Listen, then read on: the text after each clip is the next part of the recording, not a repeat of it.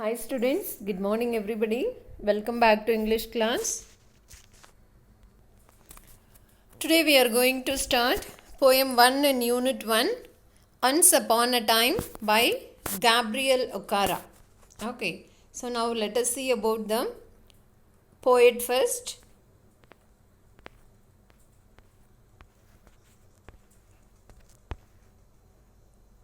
Right, listen. So he is the poet Gabriel Okara.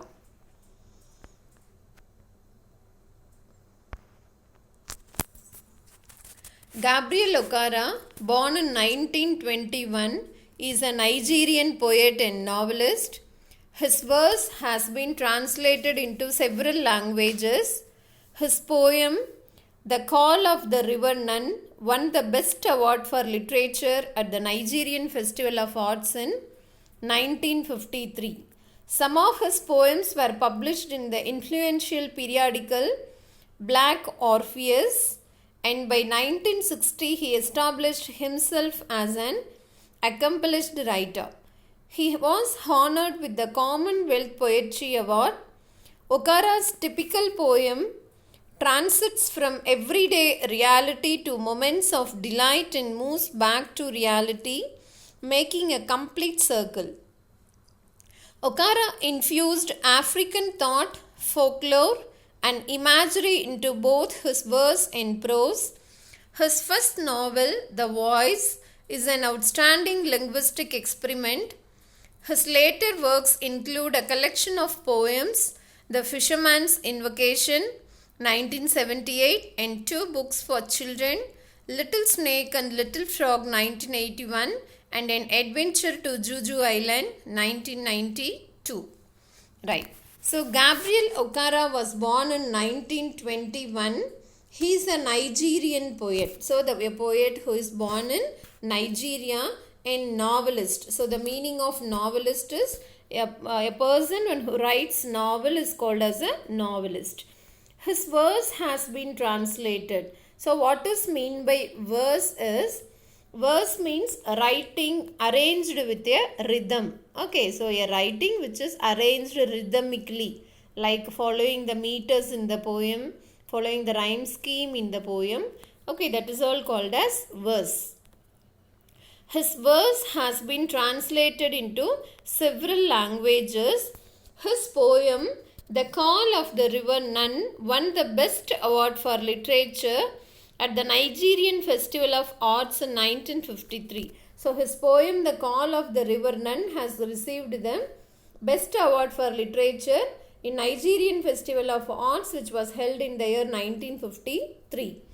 Some of his poems were published in the influential periodical Black Orpheus. So periodical means a magazine or a newspaper which is published at regular intervals is called as a periodical. Okay, so what is the name of the periodical is Black Orpheus. Okay, so it is a romantic tragedy written by, it is a romantic tragedy. And by 1960 he established himself as an accomplished writer. Accomplished means a skillful writer. Okay, an able writer. In 1960 he was accomplished as a good writer.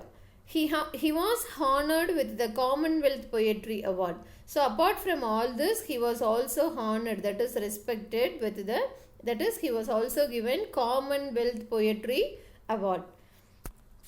Okara's typical poem transits from everyday reality to moments of delight and moves back to reality. So what is the essence of his poem is, it moves from, that is it makes moments of delight. So it goes from reality and it has some delightfulness, and again it goes back to reality. Likewise it makes a circle. So all this are established in his poems. Okara infused African thought. Okay, so he infused African thought, folklore. So folklore means the traditional beliefs and customs followed in a place, in a native, that is called as folklore. And imagery. So what is meaning? It is also, imagery is a figure of speech. Okay, so what is mean by imagery? Something which is imagined, visually described. The poem lines நம்ம படிக்கும் போதே அதோட visual description நமக்கு தெரியும். Okay, that is called as imagery. Into both his verse and prose. So he had used, that is he had infused African thought, folklore and imagery in his verse, that is in his poem and also in his prose. His first novel, The Voice, is an outstanding linguistic experiment. So Voice is his first novel.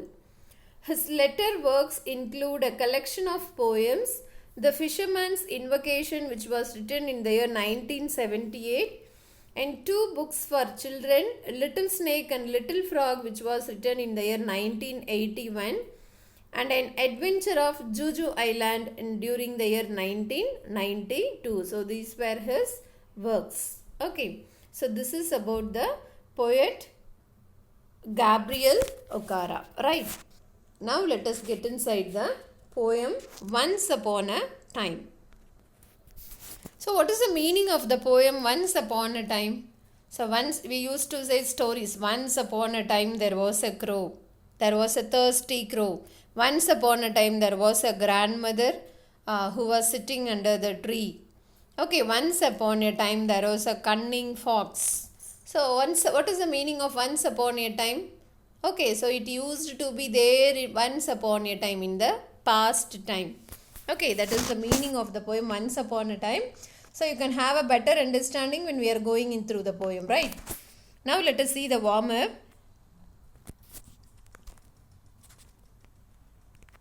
Guess what friendly words these 2 gentlemen exchanged when shaking hands. Okay, so imagine these 2 persons as friends or business partners, something like that.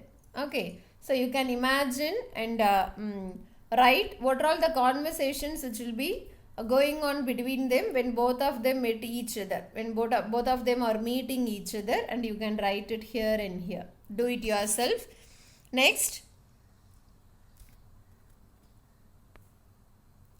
the children in the picture are watching and so this is not clear, so look in your book. Okay, the children in the picture are watching an exciting sporting event where their school team is winning. Suggest suitable utterances reflecting their thoughts. Okay, so the children in this picture, you can see they are very happy. Is it or not? So everyone is jumping happily with some joy. So what is the reason for their happiness is their school team had won in a sport.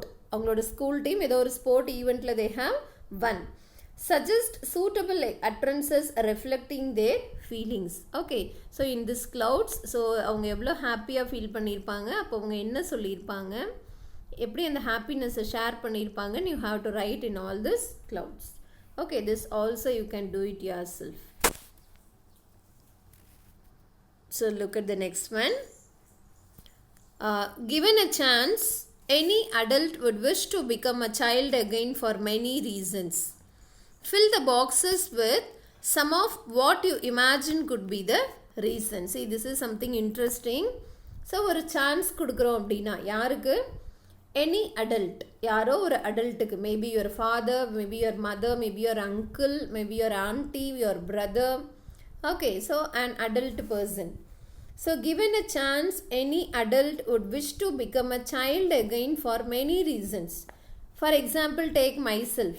Okay, if I want to become a child again, so what will be my best reason is I want back my school memories.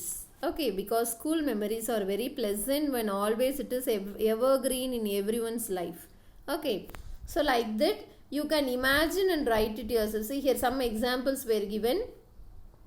I need not worry about project deadlines. The project பத்திலாம் நான் இப்போ கவலைப்பட தேவையில்லை. That is someone's experience. That is our reason. I can wear my pajamas the whole day. Whole day நான் பைஜாமா, அந்த குட்டி பையனாக இருந்திருந்தா whole day I can wear my pajamas. I can sleep as long as I like. நான் குட்டியாக இருந்திருந்தா if I am a child, I can sleep a long time. Okay, so like this you may ask your father or mother or your uncle, auntie, like that, or you can imagine yourself and you can write. Okay, this is also the book work which you can do yourself. So this page you can completely, you have to fill it yourself. Try writing without any mistakes, right? Now let us go for the intro of the poem Once Upon a Time. Listen. Children acquire important life skills and values by observing and imitating grown-ups like parents or teachers. Can it be the other way round? Now, you are going to listen to the poem Once Upon a Time where a parent wants to learn something from the son. Let us find out how it is, right? So, children acquire important life skills and values. Okay, you are all children, right? So, how the children get their life skills and good valuable things is by observing and imitating grown-ups. Imitating na enna? மற்றவங்கள பார்த்து நம்ம அதை அப்படியே பண்ணுறது.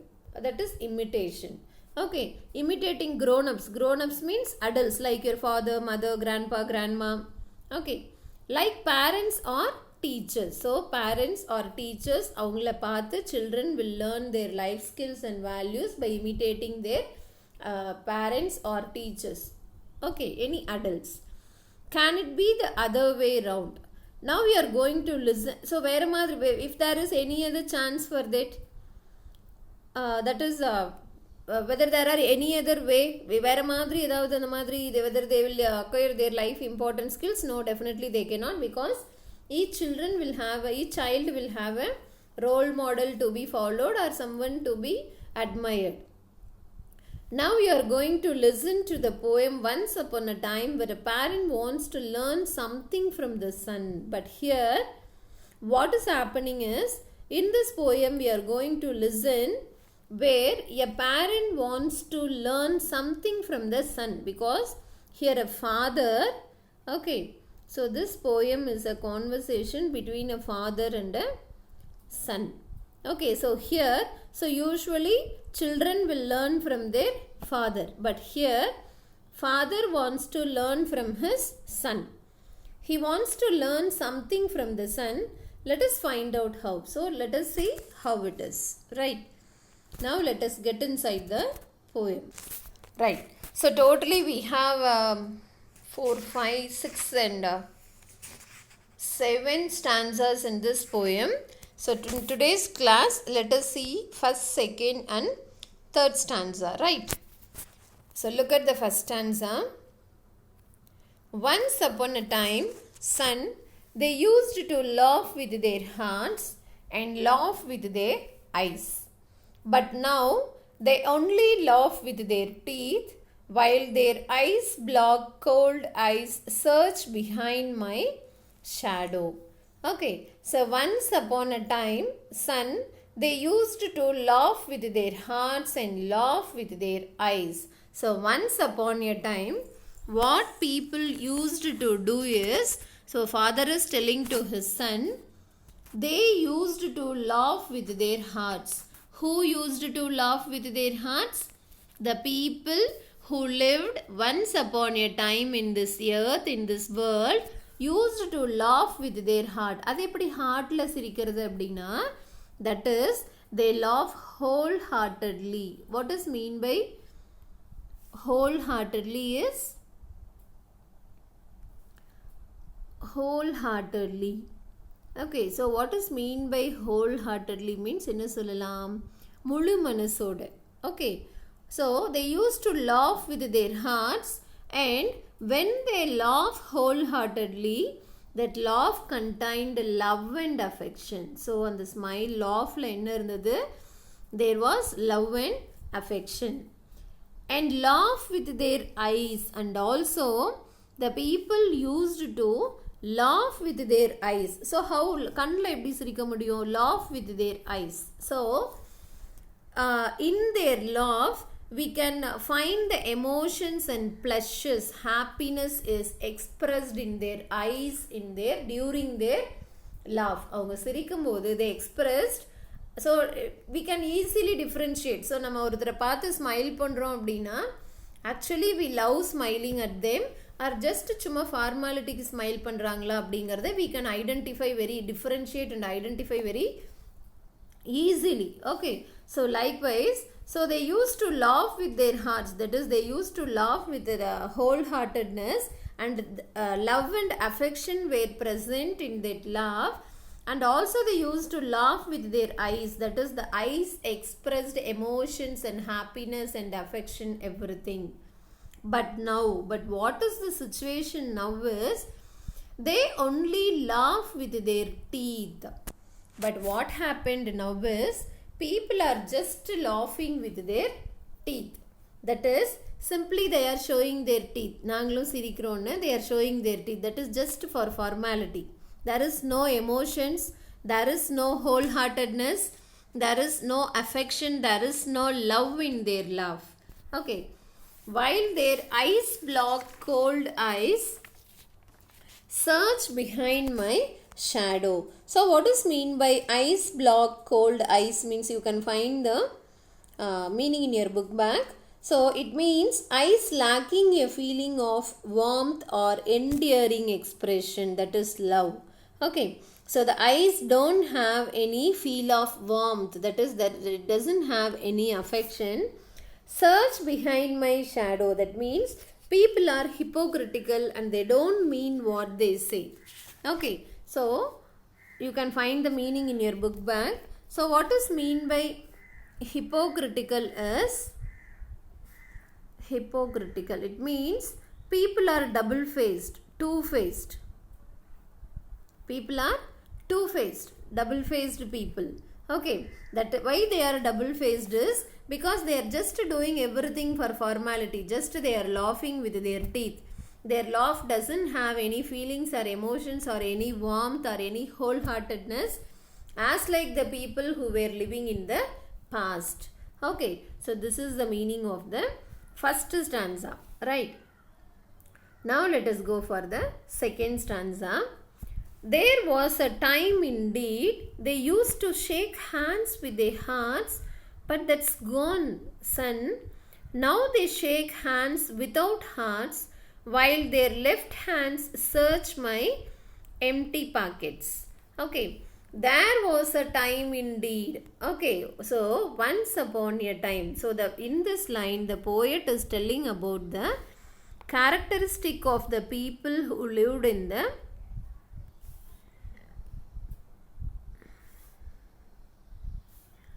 characteristic of the people who lived in the past. Okay. There was a time indeed they used to shake hands with their hearts. So there was a time indeed. So once upon a time, that is the people who lived in the past, they used to shake their hands with hearts. That is they used to shake hands with wholeheartedness. But that's gone. But what happened now? That past life is gone. That is gone. It's gone now, son. Now they shake hands without hearts. So now the people are shaking hands without hearts. That is, there is no wholeheartedness in their shake hands. That is, they are not doing it willingly. They are doing it unwillingly. While their left hands search my empty pockets. Okay. So left hand search my empty pockets abdina. So usually we'll shake hand with our right hand. Okay.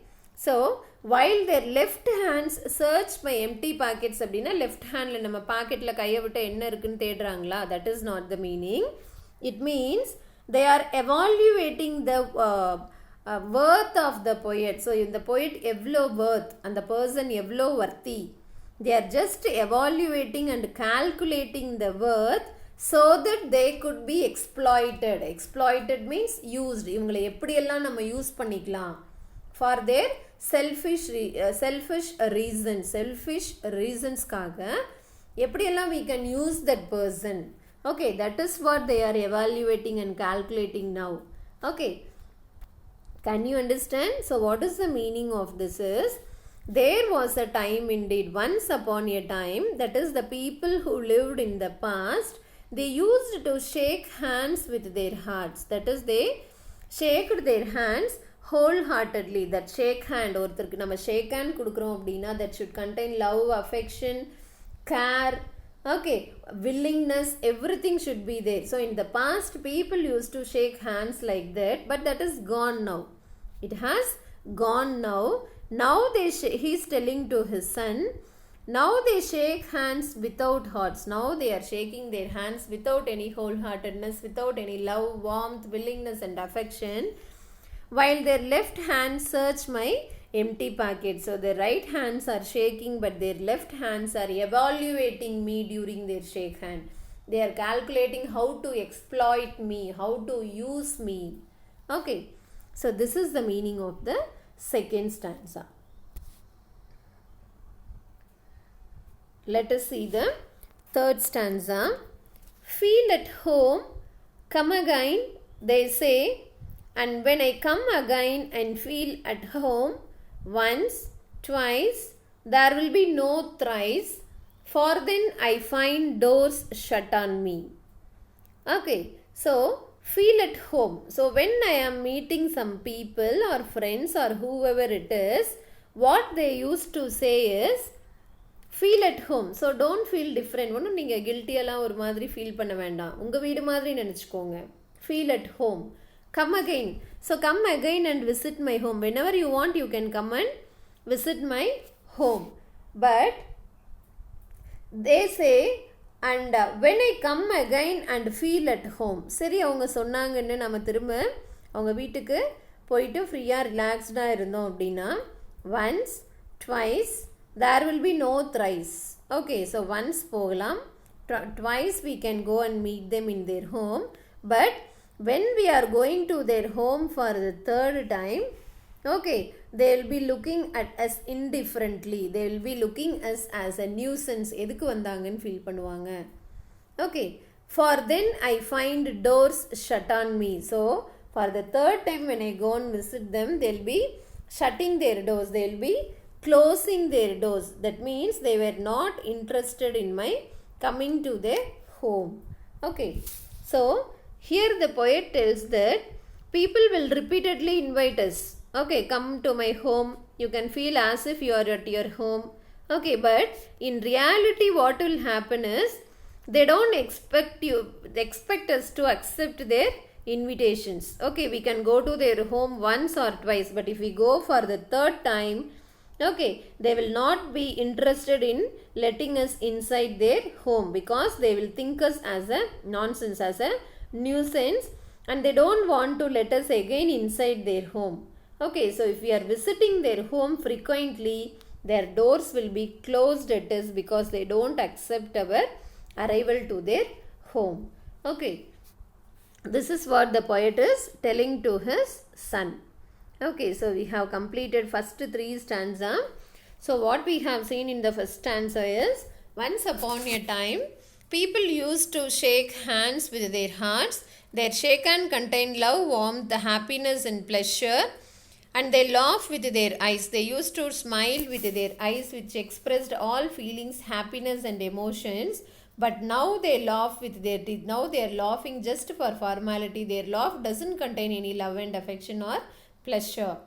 While their eyes block, cold eyes search behind my shadow. They are not interested. That is so their eyes are lacking the feeling of pleasure or warmth, and they are hypocritical. That is, they are double-faced. And what is said in the second stanza is, once upon a time, there was a time indeed, once upon a time, people used to shake hands with wholeheartedness, my dear son, but now they are shaking hands without hearts. While their right hands are shaking at me, their left hands are evaluating me. They are calculating me, how worthy I am, how I can be used, exploited. Okay, next, what is said in the third stanza is, so they used to invite us to their home, but when we go and meet them in their home for first or second, and there will not be any third time because they were not interested in our arrival to their home, and they will be closing their doors. They will be shutting their doors. Okay, so this is what we have seen in today's class regarding the poem Once Upon a Time. So this is a conversation between the poet and his son, that is the poet Gabriel Okara and his son. The poet is comparing the past life and the present life, comparing the past life of the people with the present life of the people. Okay, so he enjoyed, so from this we can understand that he enjoyed the past life and he was not interested in the present life. Okay, so now let me complete with this. Meet you in the next class. Hope every one of you have understood. Thank you for watching. Thank you.